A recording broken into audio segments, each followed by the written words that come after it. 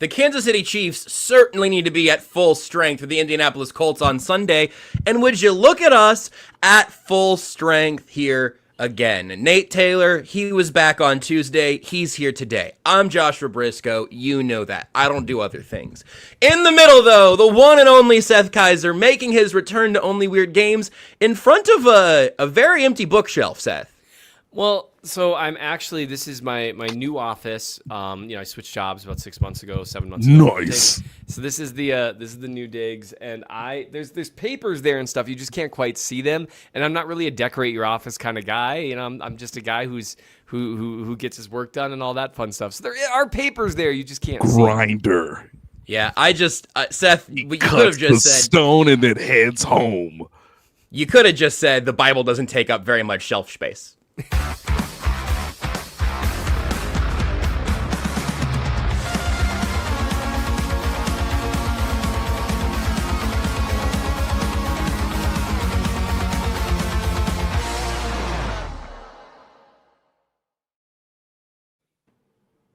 No, Seth, since you were last on the show, some things have transpired, and Yes. some things haven't. We can take this any number of angles, but I went back and I read your easy button story that you wrote ahead of Chiefs Broncos, and here's some things we learned from the Bills and some things you could retool during the bye week. And I'm opening today's show with the fact that I went through that earlier today and went, oh, you know what? Maybe Seth doesn't need to write anything else this week. Maybe Seth can just do the little Control F, replace a few team names here or there. Let's just start off our Thursday show with how you've been feeling over the last 4 or 5 days about this Kansas City Chiefs team. I picked a good week to be out. Couldn't disagree more. And so thank you, everyone, for your patience. I also really appreciate, and I don't know how much you guys talked about on here, I got a lot of well wishes about my grandpa Lyle passing last week. Family Lovely doing story well. in the newsletter. If people want to get Seth's real emotional side and everything. Really, it was excellent, Seth. I enjoyed that very much. Thank you. It was fun to write and fun to think about legacy and other stuff that's been on my mind lately as it is. And so like that idea of, how will people remember you? Not how you wish you were remembered, but like, what did you really do? That's a big deal. And so I really appreciate that. And then on Tuesday, I was accompanying my wife. She needed an escort to beautiful, how do they call it? Chi-Town. And so Seth, if you would have asked me to rephrase a part of that sentence for you, that's not where I would have done it. Yeah, No, not where I would have done it. I escorted her around Chicago. Chauffeur. I did. Yeah, she needed a chauffeur, a walking debit card. There's all sorts of things that I can do. So I appreciate everyone's patience. It is funny to me because I actually reread the Easy Buttons article, and it really is like all the same stuff. It's like Andy.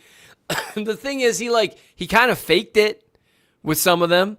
Like, he pretended. It's like, oh, yeah, first drive of the game, we'll take a deep shot to Xavier Worthy. That didn't quite work out. A little bit on Worthy, a little bit on Mahomes, probably a teeny bit more on Worthy, if I'm being honest. But Mahomes isn't faultless there. That's deep shots. That's how it goes. And then he missed a deep shot to Thornton. That's a bummer. That one's more on Mahomes. Thornton, I thought, did a good job. Okay, well, the pass protection held up, though. And I remember watching those two snaps and saying, they should throw deep like that 15 to 20 times this game.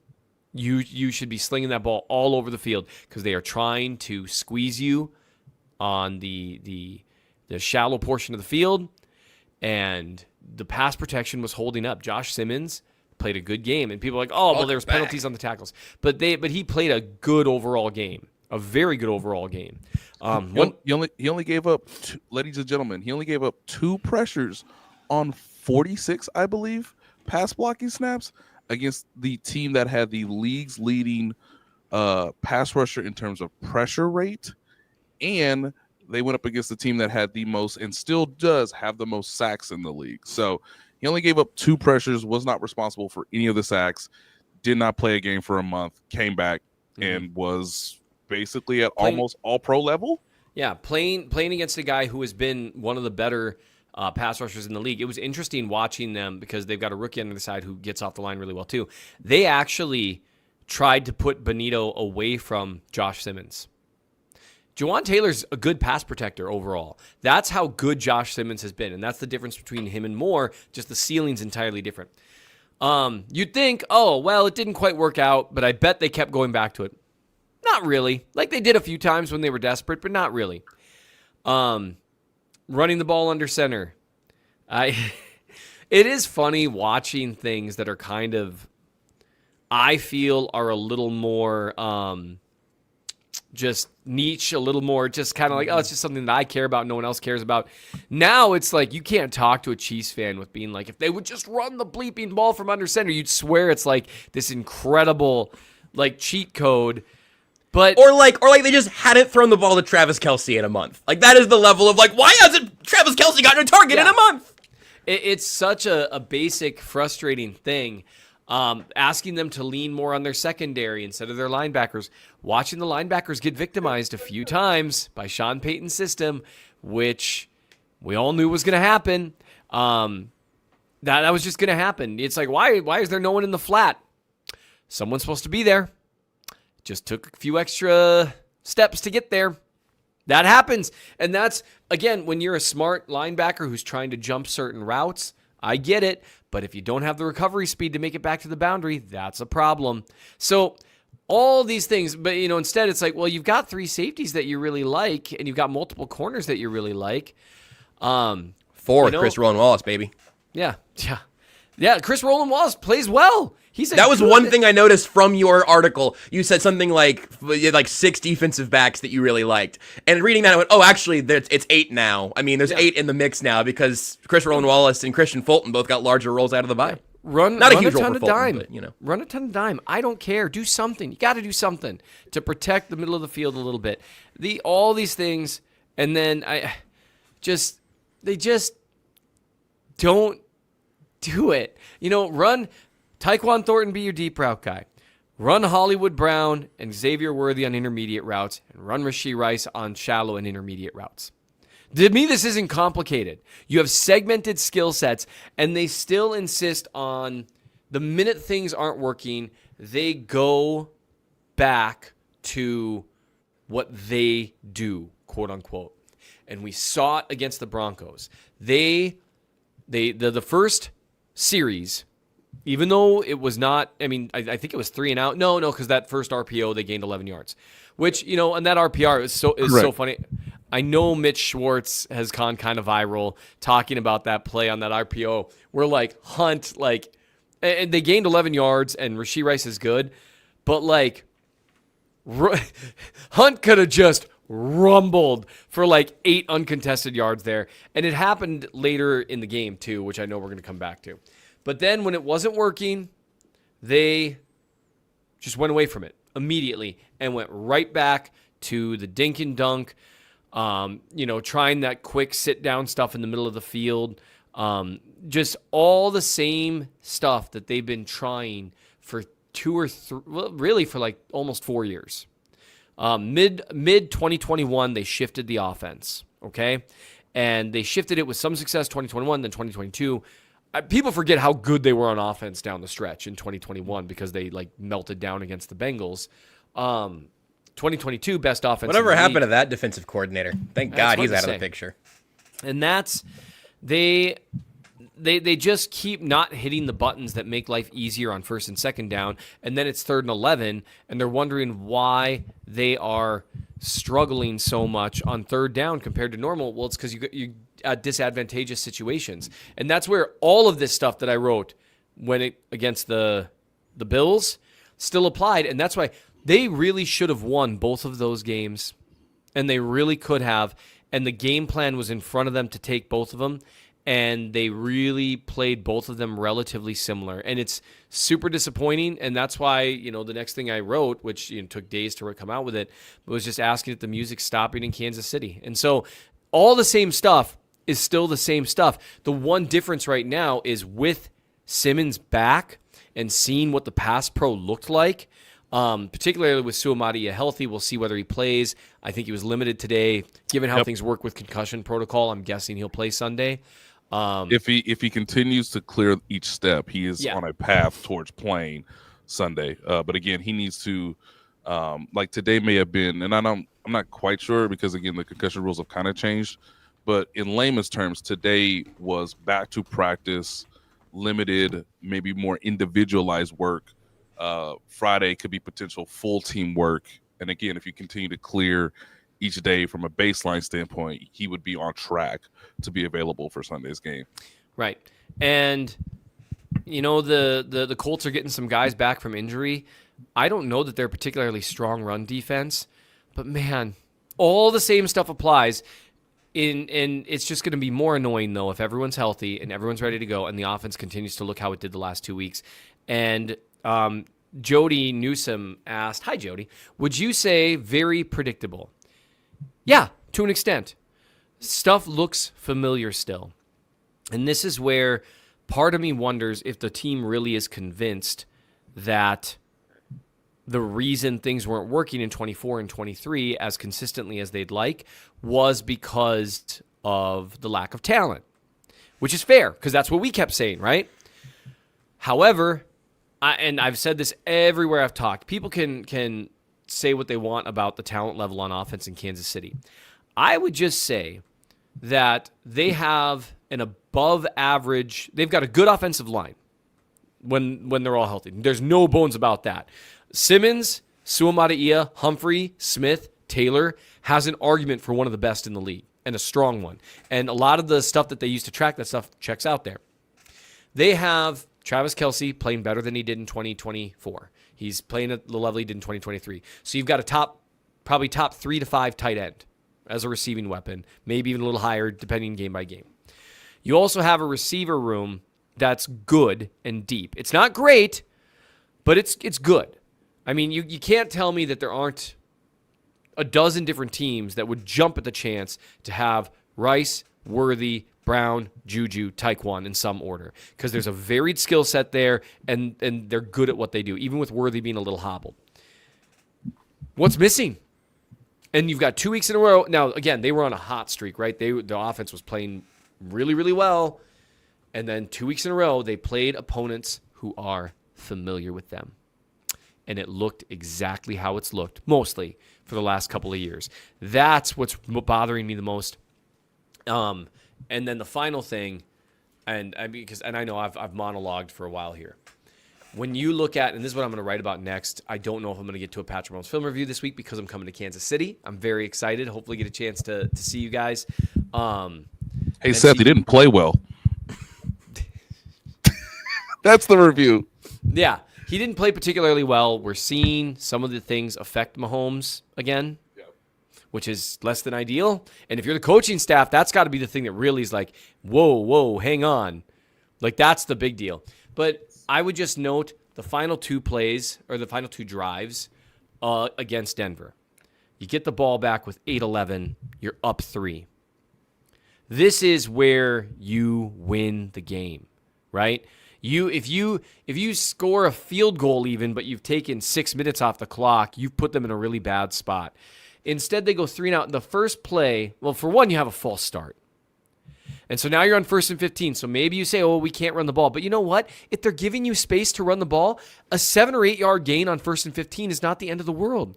Instead, they run It keeps the clock moving. It keeps the clock moving. Instead, they run a screen off play action under center that the Broncos didn't really respect that much, and they get 3 yards. Then they're in shotgun in 13 personnel on 2nd and 12, and it's an immediate throw to Kelce. No play action. There's a light box. Now, people could say, oh, well, but it worked. Okay, that doesn't mean it's a good process, and we're going to come back to that in just a second. 3rd and 2. Well, it's 3rd and 2. We've got Kareem Hunt. They haven't defended us well under center all game.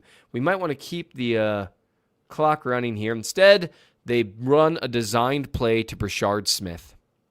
And look, hate on what Andy Reid's done certain times all you want. I hate the decision to call that in a lot of ways.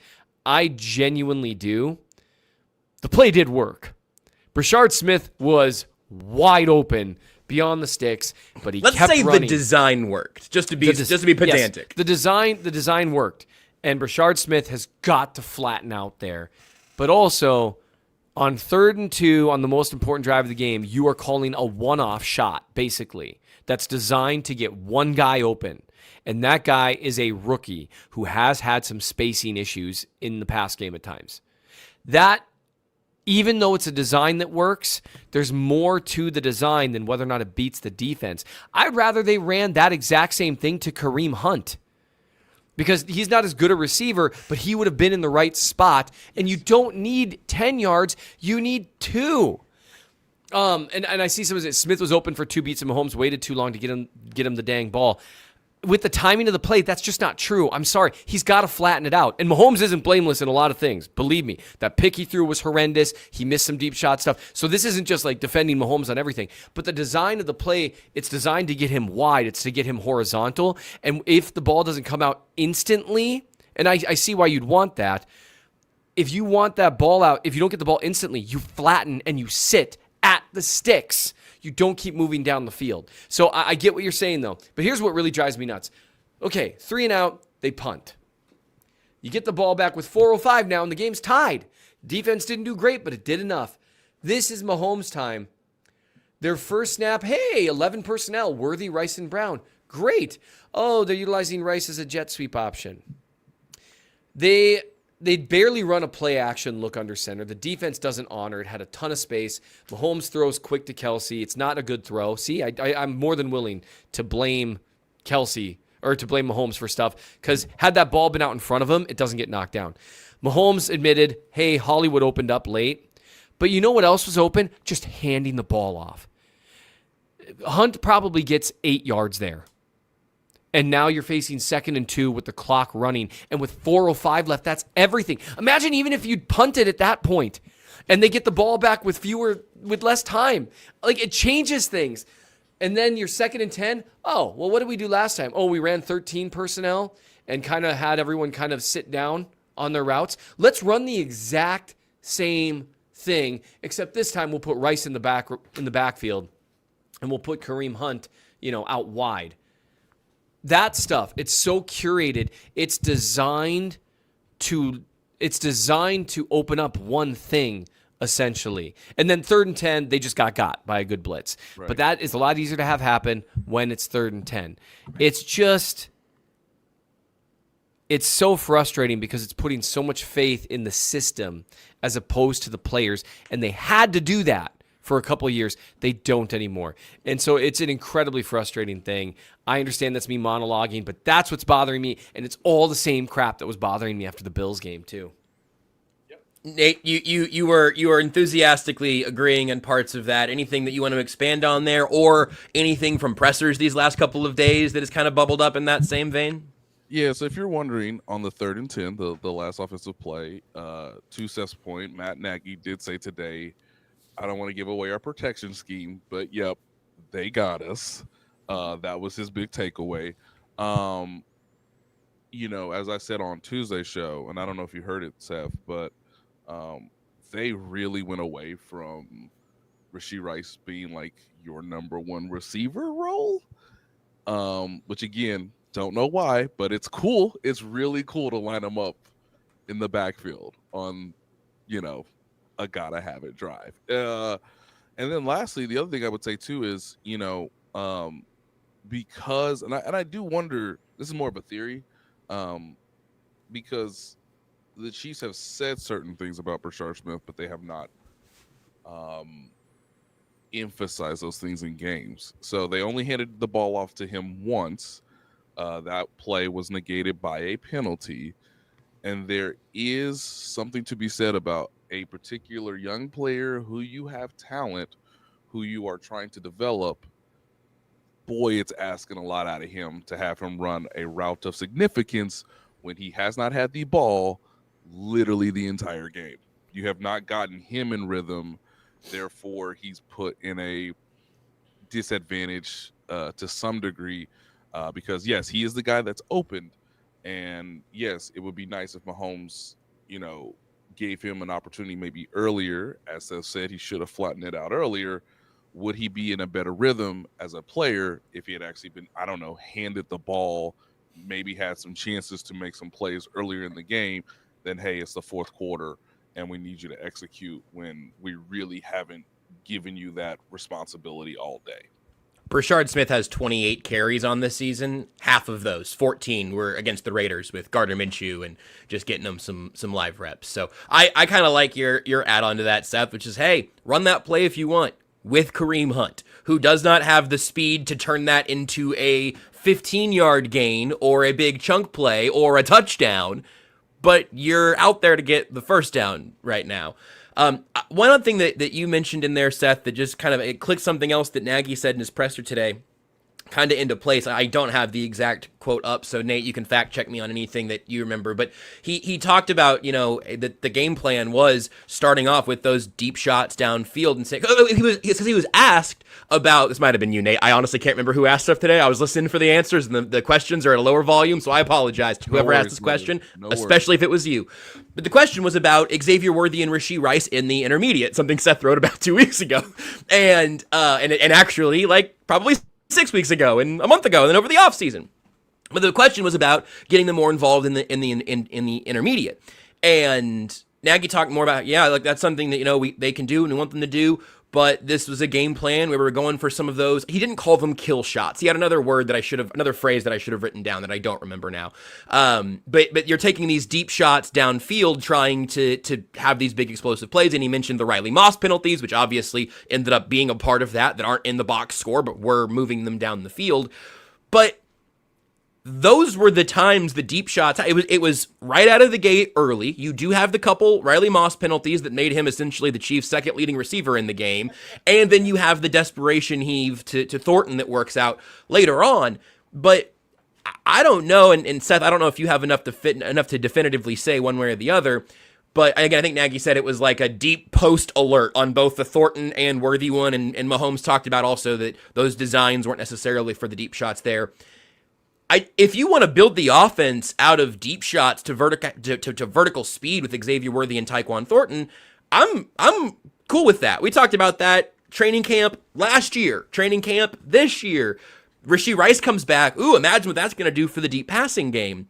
But I don't know if it's just because they're not working enough to keep drives going in a way that makes you feel good. The underlying metrics have all been very good. That's just something that kind of clicked in for me today.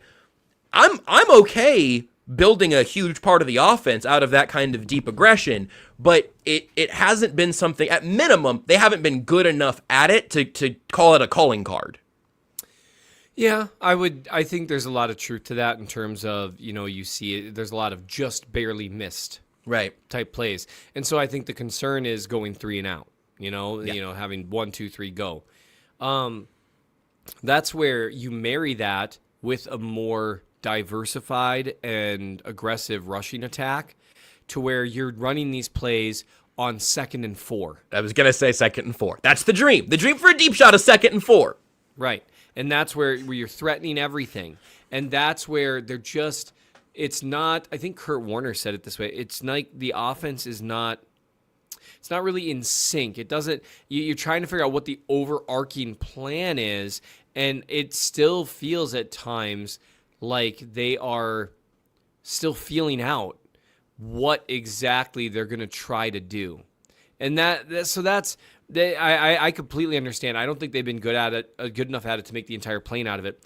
But I do think they've been so much better at running from under center, doing some power-based stuff up the middle, and also when they've been willing to threaten defenses intermediate and deep, they've been able to move the ball with some explosive plays. You combine those two things, and then this other stuff gets easier. Right now, the stuff that they're making the minority of the plane out of is the stuff that's working. And at a certain point, you've got to increase the frequency to see if the efficiency at least stays close, because it's going to make everything else so much easier. But Seth, we're this close. I mean, we're this close. You want us to change? No. We're this close. We just gotta clean up some of the little things. And that's hubris. And that's exactly, and for people who are listening, Nate is very smartly explaining why the team gets stuck in this. Because, if Juwan Taylor just hadn't gotten that penalty, which was a terrible penalty, just awful timing. Good Lord. And Mahomes doesn't throw a terrible pick a few plays later. They put up points on that drive because it had been first and goal from like the 2. I think that's part of the problem is they feel so close. And the problem is there's this almost like Sisyphusian striving that they're doing to where it's like, oh, no, this time we'll get the rock to the top of the hill. And it's like maybe the problem is the process. Maybe the problem is you're utilizing a process that in the modern NFL forces it to be perfect. And that's a problem. It's not easy buttons. It's, hey, if we execute this perfectly, it'll work. Right. Well, that's true you could also, formulate your offense around the wing T. And if you execute it perfectly, it's basically unstoppable.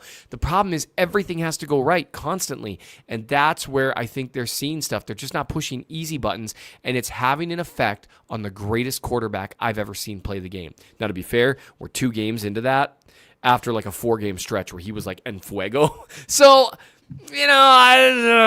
but it matters because it affects the greatest quarterback I've ever seen play the game. You want to make life easier on your quarterback, not say, oh, we're just a tick off. We just execute a little bit better. I mean, that's tough. So that's a frustrating thing, and you can see it with the continual trying of the same stuff. Maybe this time it'll be different. Probably not. You know what's not discouraging? You know what is great? You know a great way you can get onto the gridiron your very self? I'm calling all Chiefs fans to let you know that you could be on the field at the 50 inside GEHA Field for the official coin toss at a Chiefs home game this season. Just visit chiefs.com/GEHA. Enter to win a chance to be on the field for a once-in-a-lifetime view of the pregame coin toss. Plus, you can score other exclusive prizes. Enter for a chance to win at chiefs.com/GEHA. GEHA is the proud partner of the Kansas City Chiefs. I'm Brett Goodwin, one of the owners of The Learning Tree. The Learning Tree is a neighborhood toy store in Prairie Village, Kansas. This has been here in this location since 2000s. And my husband, Alan, and I purchased the store in 2023.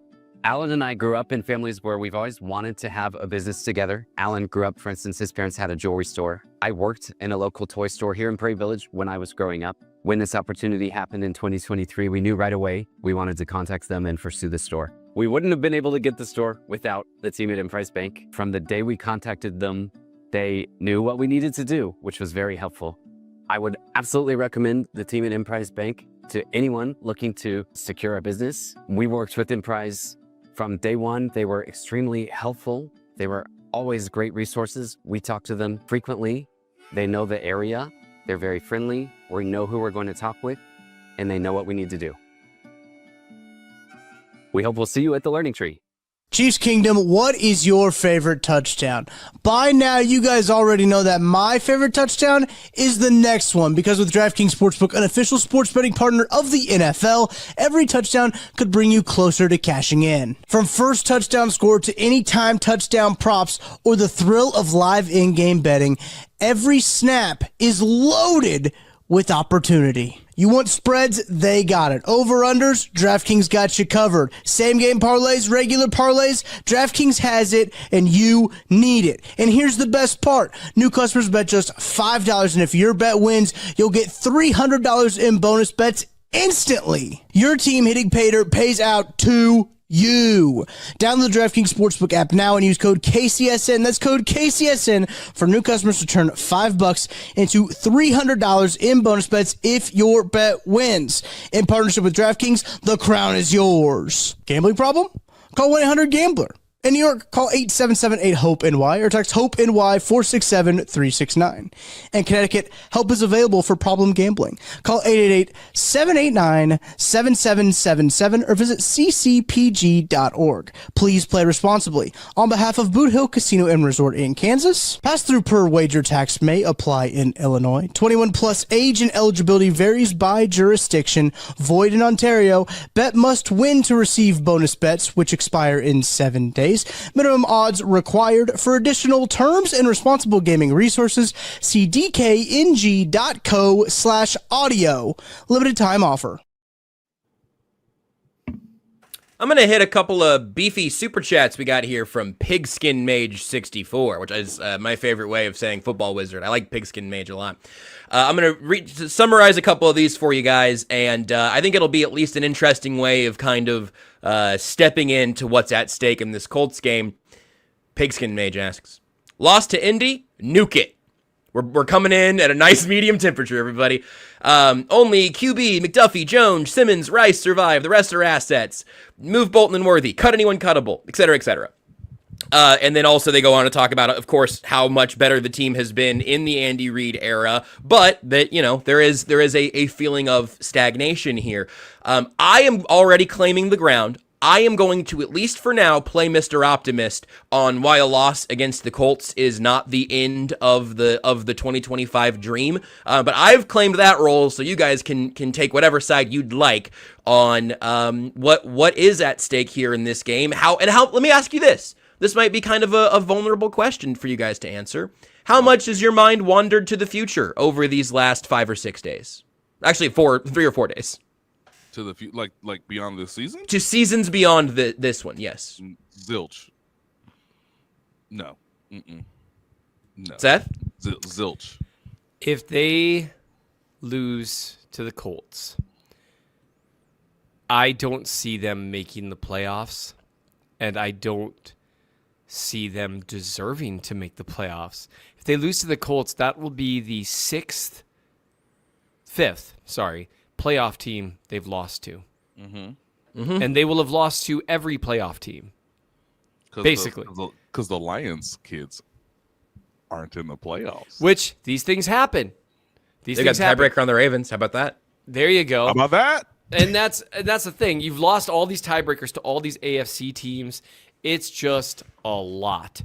I would just say... I blame Mark Donovan. Hey, you might be on something, Nate Don. If you're 5-6, your best possible record is 11-6. And yeah, some of these teams are going to stumble down the stretch, but to make the playoffs, if they lose to the Colts, they need to win out and get a fair amount of help. Not a ton, but enough that you're still like, I don't know.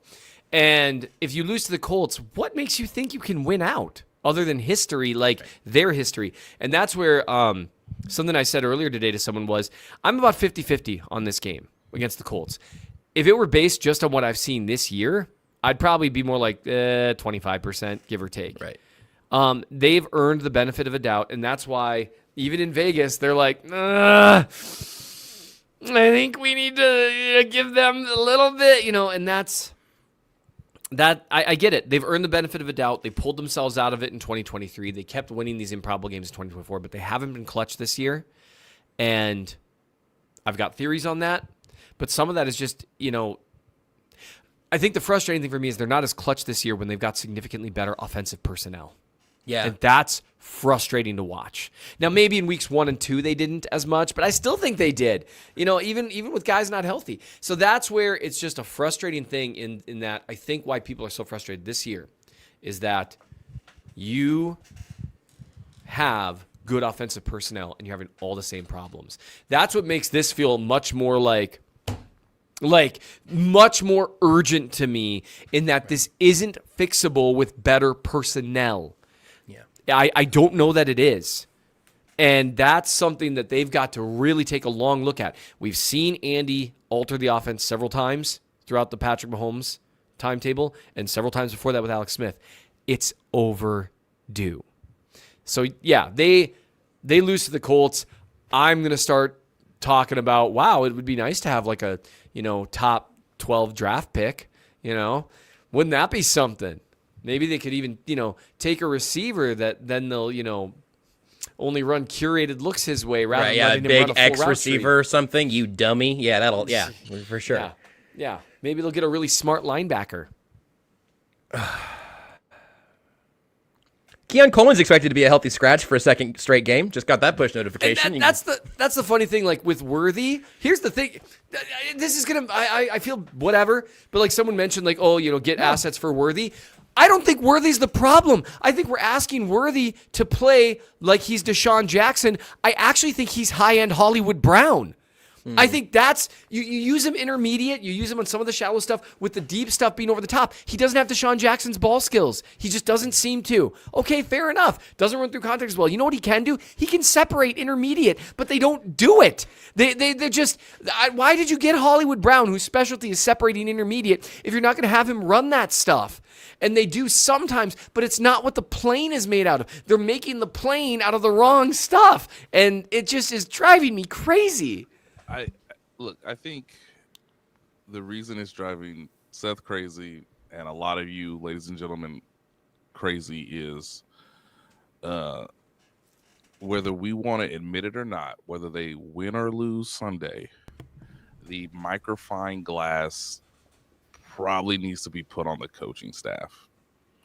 Because, as I said on Tuesday, Seth, and I don't know if you heard it or not, they have actually coached, especially on offense. And there's been some, I think there's been some limiting factors on defense just because the pass rush can only be fixed by blitzing, which when it says to blitz or not blitz Tucker, blitz all day.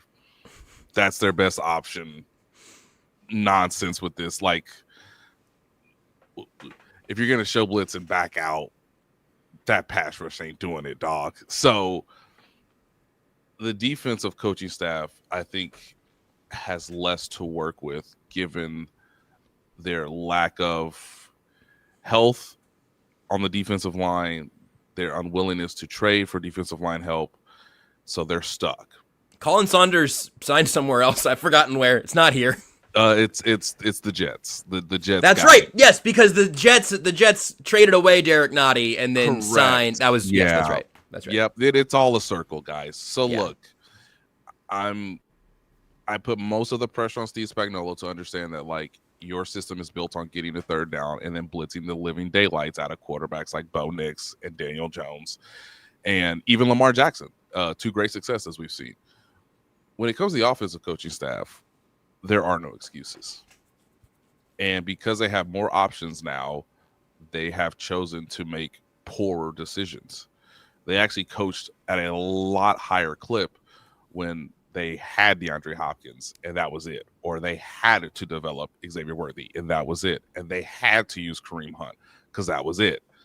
And that helped their quarterback play at a higher level because you're now accentuating the things that these players can do at a high level versus all the possibilities of having all these healthy weapons. It's actually led them to make poor decisions in a weird way. And so if, I'm starting to get I'm starting to understand why a segment of the fans base is like, maybe we do need new perspective, new assistant coaches, new ideas, new concepts. That's totally understandable because it's not like these players aren't capable of playing well. The choices, to Seth's point, that they have made have been puzzling and perplexing at best. So if they lose one of these next two games, right? Because I think fans should look at this as like a 2-game swing. If you beat the Colts, you gotta back it up against the Cowboys in 4 days' time. You can't have one or the other. So you have to choose this as a 2-game stretch that's vital. If you beat the Colts, prove you can do it against the Cowboys. Yep.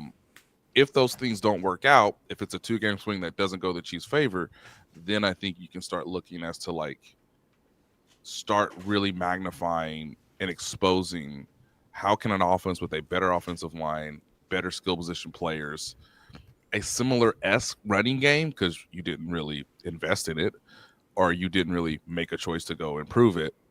How in the world can this team be worse than the team that we saw last year that was that was not where the cupboard was not as full as it appears to be this year.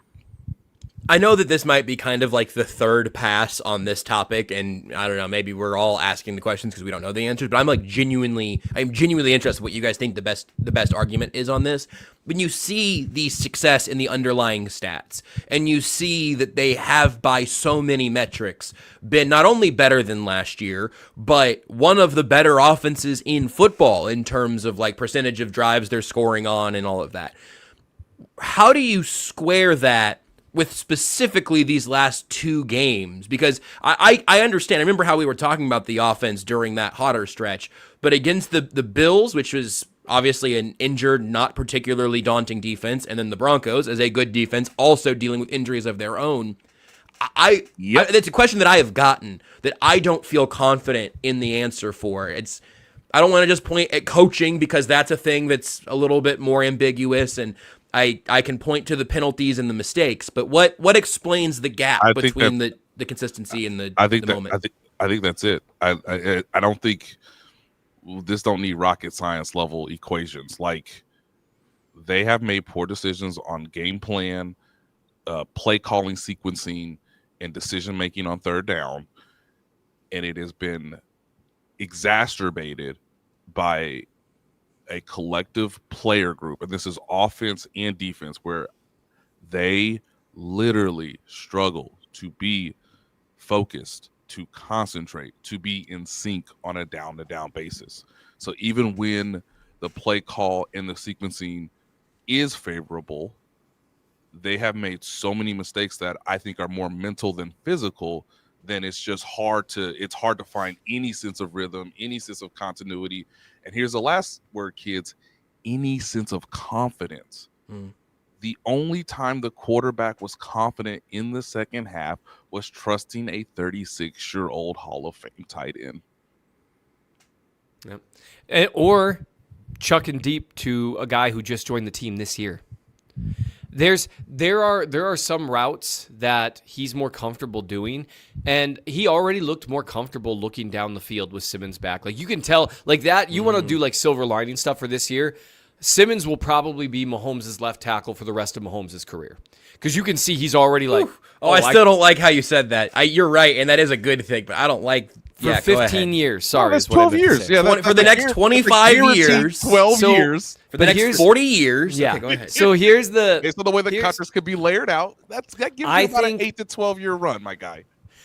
If you were to tell me 15, and this is, we start playing, amateur psychologist, and I think that's a dangerous thing to do. But I think as players, I think they thought the offense was going to be really awesome this year, and for a while they started to hit the groove, and they're seeing it hit some tough patches, and that's a lot harder when you're 5-4 versus when you're 7-1.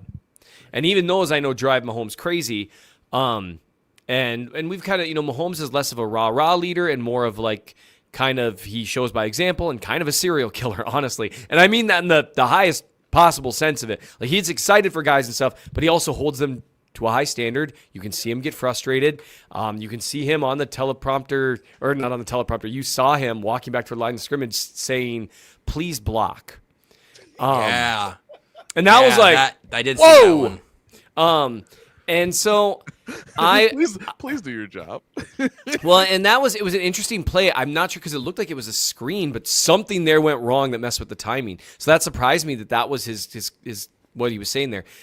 I wonder if, and again, this is psychoanalysis. I'm not in the building. I'm not talking to anyone in the building.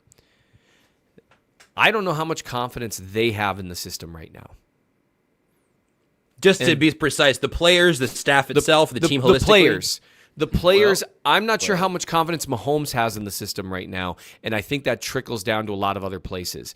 And it's just, well, to your point, Seth, it was asked yesterday, "Hey, bro, we know you come from an air raid system. We know you've been slinging that thing since sophomore year of high school. Do you want to keep doing this in shotgun, or do you, Mr. $1 billion quarterback, do you want to get under the center? What's your preference?" Tell Seth what the answer is, Josh. He said my preference is to win. And which is also my preference. I mean, me and Mahomes, we're the same guy. I will say that a couple of the times where they've asked him just to do straight dropbacks from under center, his feet, that's something he might need to work on this offseason. That's not something he's done much of, and it's pretty clear. But the play action stuff, like, man, if you're going from under center, you should be running play action 75% of those snaps at least. And why wouldn't you? Even if they're pass blocking, it just is so much. It sells it so much harder. And Mahomes is comfortable in space. I wonder how Mahomes feels looking at some of the looks, even with things being kind of a fiasco in Minnesota, some of the looks that he sees KOC or McVay or Shanahan setting up. And it's easy. My preference is McVay because, guys, have you seen what Matthew Stafford's been doing this year? Oh, buddy.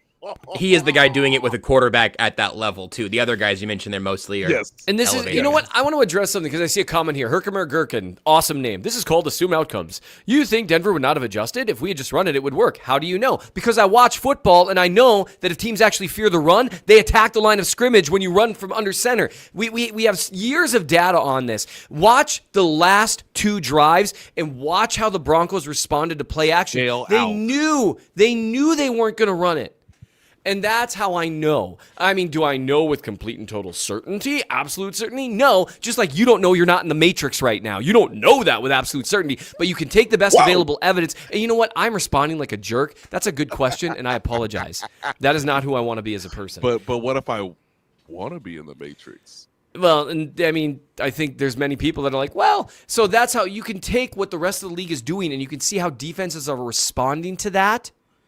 And then do that accordingly. You can look at the fact that defenses really are playing a ton of match now, and some of these things that are designed to be pure zone beaters or pure man beaters, they don't work as well. And these are just all things to think about. Here's the thing. Do I think Andy Reid will adjust? I would assume so because he's done it multiple times throughout his career. Right. But there are not, and Matty Lane brought this up on Twitter, there aren't other offenses whose basis is the same as Andy Reid's in the league right now that are succeeding. And one of the reasons you would think his offense would succeed despite these things is because his receivers are meant to be interchangeable so that you can't get a pattern on what might be occurring when certain personnel groups are on the field. Right, and that's actually... This year, it's quite clear what they're trying to do when certain personnels are on the field. And so lean into it. Lean into it. Look at what the Colts are doing with their offense in terms of Alec Pierce and Michael Pittman and Josh Downs have wildly different skill sets. So you can only use them certain ways, but they make it work. You know why? Because you ask guys that are good at one thing to do that thing. And this interchangeable receiver stuff, you end up with jack of all trades, master of none.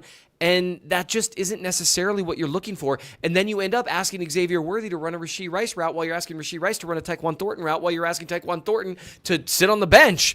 And while you're asking Kareem Hunt to run a Tyquan Thornton route. Oh, good Lord. He ran a what was it, a 13-yard quarter route? Yeah. And I mean, give him a chance. Give him a chance. Yeah. And so here's the thing. We're being really hard on Andy. I've obviously been out for 3 shows. So, I mean, I'm probably being hard on them a lot. I know we've been talking about what bothers us. The biggest thing, the where's the switch, this is what I wrote about. My sister Hope, who you guys have met, who's wonderful. My sister Sarah is too. Hey, big sisters. You're both awesome. Yep. Love you both. But only one of them helped your story this week. That's okay. We can be honest about it. Yeah, only one of them helped my story this week. One of them had a +1 ESA, expected story added. That's fine. Yeah.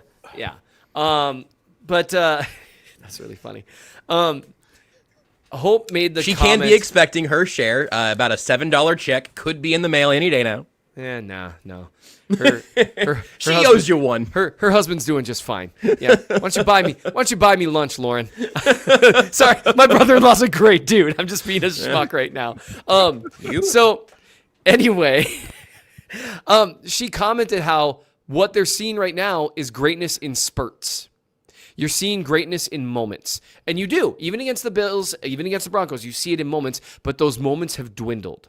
Those moments from Kelsey, from Jones, from Spags, from Reeds, and even from Mahomes, they're not as frequent as they used to be. And because of that, I think that's made it a lot harder to flip the switch when it's crunch time. And there's no one who's exempt from this. If I were to pick one person who's the quote-unquote most exempt, it would be Mahomes. But that doesn't mean he's exempt. He's been affected by all this, and he's been part of the problem at times too. I wrote about that after the Bills game, and I just feel the need to say that because sometimes people are like, oh, you never blame Mahomes. Yeah, sometimes I do when it's his fault. That's you when it's systematic like that, when it's across the board like that, and the way you've won games for 7 years, probably arguably the most successful other than maybe that Steelers, because I think they won 4 Super Bowls in 7 years. Other than the Steelers in the 70s, probably the most successful 7-year stint in NFL history. You did that. That's awesome. But it always comes around. The game always adjusts, and you've got to start adjusting. And I don't think they've done a major offensive overhaul since mid-2021. And it's just not working anymore. Teams are taking away some of the middle of the field stuff. They're not designed to win on the boundary. They're not even calling routes that help them win on the boundary. And that includes like a deep crosser who helps you win on the boundary. It just takes a minute, and you've got the O-line to do it now. They've got to start switching to some of the easy buttons that are available throughout the NFL, and some of that starts with a little more under center. There was a lot more optimism in my eyes going through and thinking about all of that before the bye week. Like having that conversation here one game after the bye week, it just stinks. Like those adjustments can obviously still be made during a normal week. Obviously, they can continue to adjust and evolve. But man, that does get me a little hung up. What about on the defensive side, real quick? And then I want to get your guys' kind of final thoughts on the Colts game. Anything else that we haven't touched on defensively that has struck you as particularly interesting, Nate? Well, if I don't see Jaden Hicks guard Tyler Warren more often than not in this game, Godspeed. At least try it. At least try it. Yeah. I know it, I said this on 96.5 The Fan this morning. Like, I know it didn't work for Jaden Hicks in week 1, right? Because it looked like he was swimming quite a bit. But it's week 12. He should know the system. He's their most athletic player to guard tight ends, and similar to the Bills game, they chose not to use him, and the Bills tight ends were extremely effective. So that would be the one wrinkle you would like to see. Yes, I agree, Nate Dogg. Let's weaponize Leo Chenal to the cows come home, and no more waiting. No more waiting. Like, okay, you may have waited all game, because that's usually Steve Spagnuolo's, prerogative. Hey, I've waited. I've seen it. Here it comes.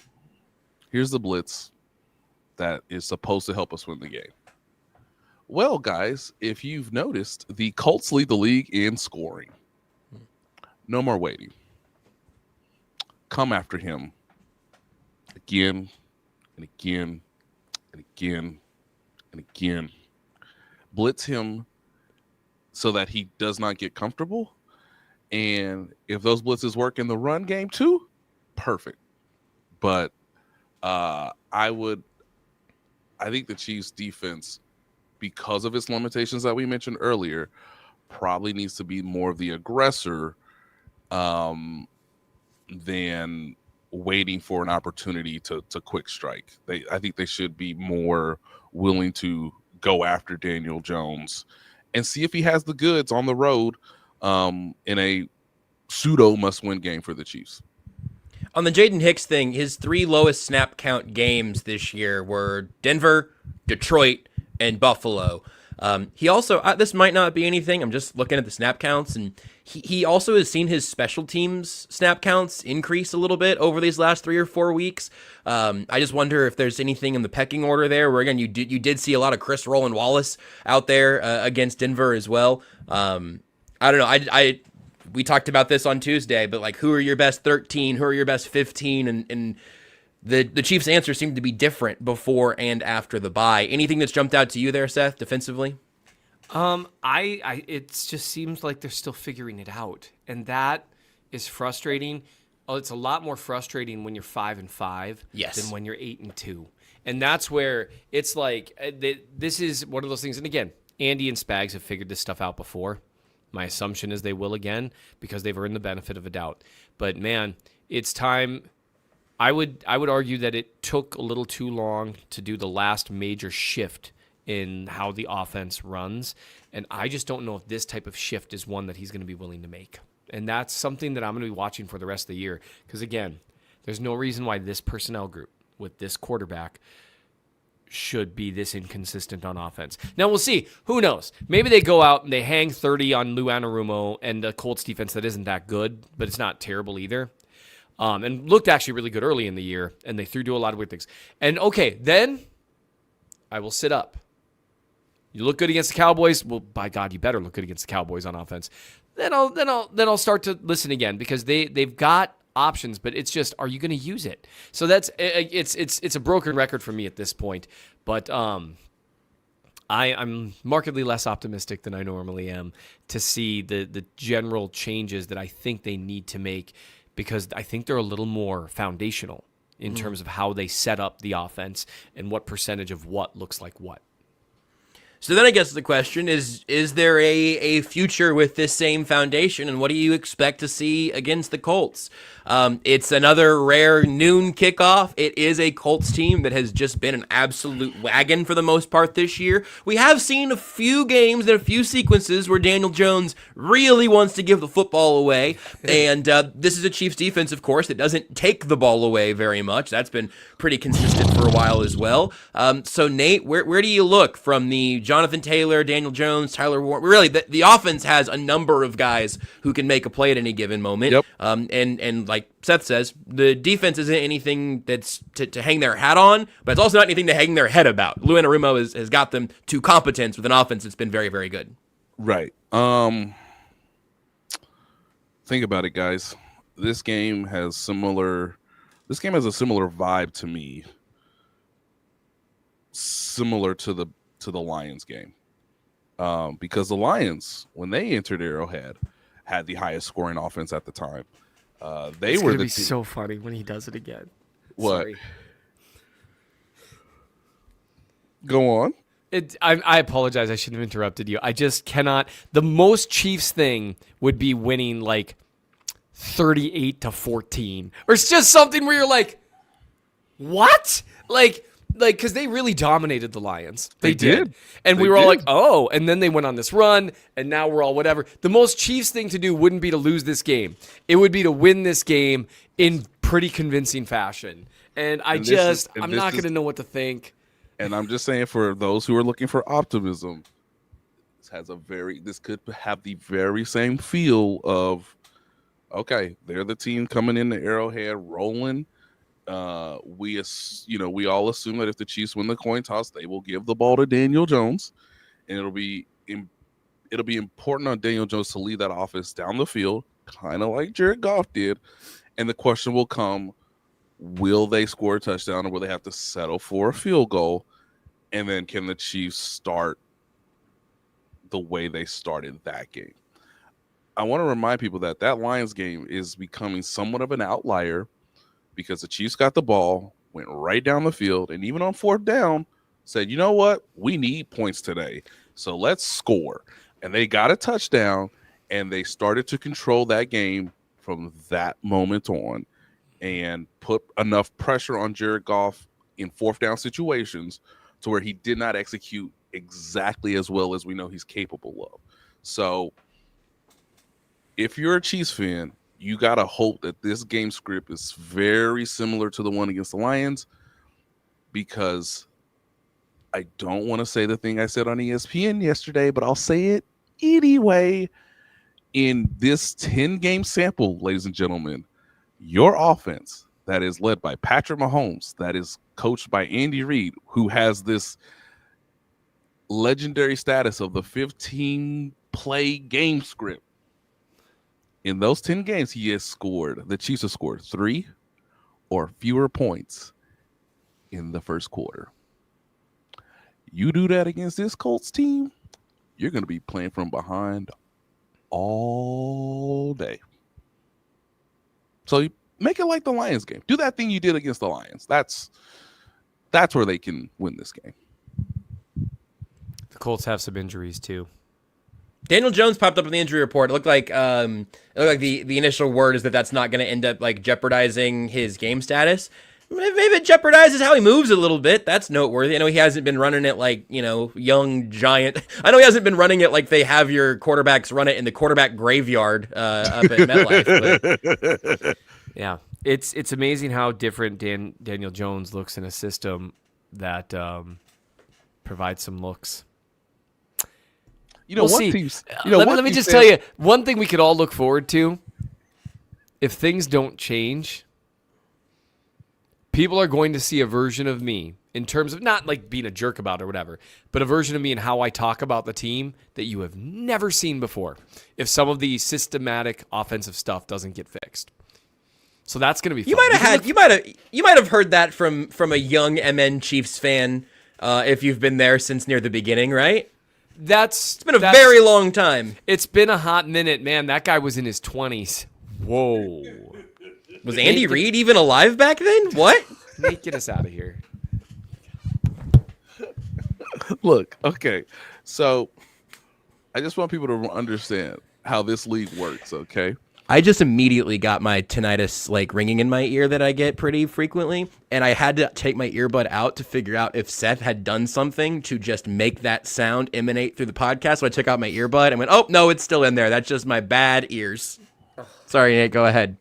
So, how's the league work? I've been wondering. Ladies and gentlemen, let me tell you a little something about how the league works, because I'm here at the Hideaway yet again.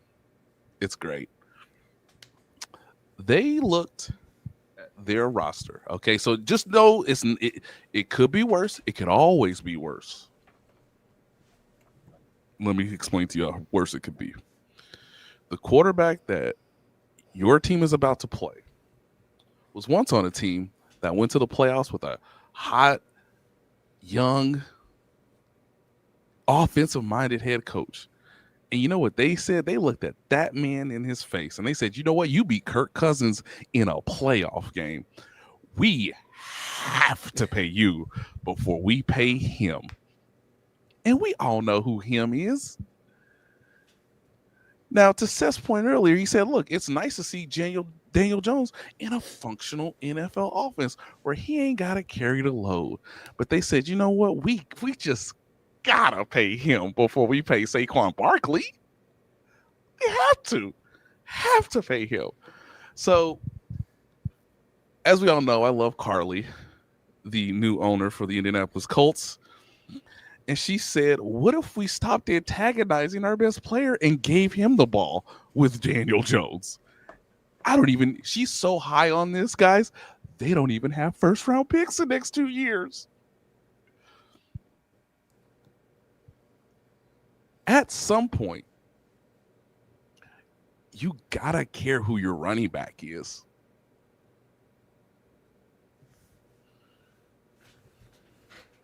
Because Daniel Jones looks pretty good when he's got a good running back next to him.